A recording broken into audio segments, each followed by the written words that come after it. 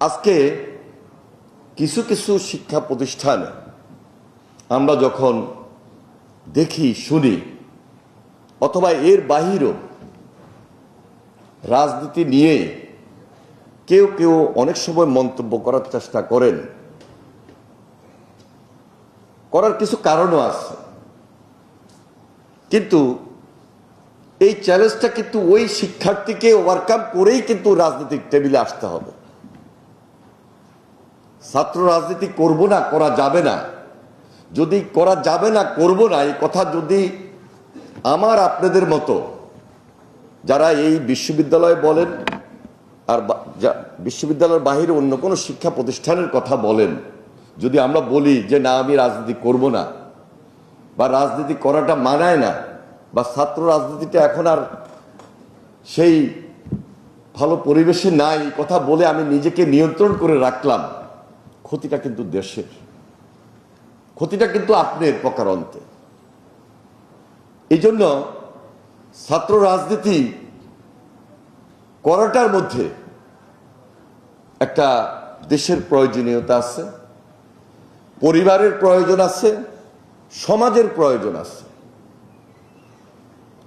আমরা হয়তোবা অনেকেই নেতৃত্বে থাকি, সবাই তো সবসময় নেতৃত্বে থাকে না, কিন্তু হাজার হাজার লক্ষ লক্ষ ছাত্র যখন রাজনীতির মাঠে একত্রিত হয়, কোনো না কোনো সংগঠনের সঙ্গে জড়িত থাকে, এটাও কিন্তু তার ছাত্র রাজনীতির একটা পরিচিতি যে আমি মেম্বার ছিলাম, আমি এই সাংগঠনিক তৎপরতা এই দলকে সমর্থন করেছি, এটাও কিন্তু আমি যে ছাত্র রাজনীতি করেছি তার একটা বড় পরিচয়। এই পরিচয়টা থাকা উচিত, বিশেষ করে আমাদের দেশের মতো অনুন্নয়নশীল দেশেও এখনো বলবো এখনো উন্নতর শিখরে আমরা এই বাংলাদেশকে নিয়ে যেতে পারি না। এটা হলো বাস্তব, পারি নাই কেন?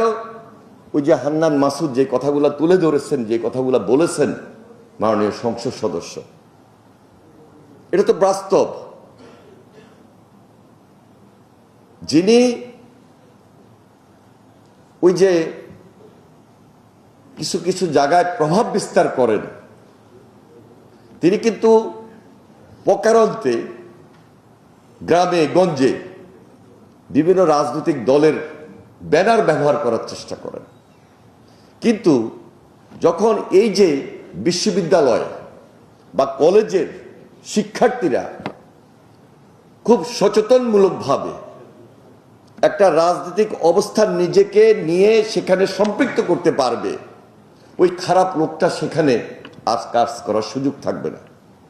এই জন্যই বাংলাদেশের প্রত্যেকটা শিক্ষা প্রতিষ্ঠানে আমরা যারাই পড়ালেখা করি, পড়ালেখা করার ধারাবাহিকতায় ছাত্র রাজনীতি তার জন্য গুরুত্বপূর্ণ হওয়া উচিত।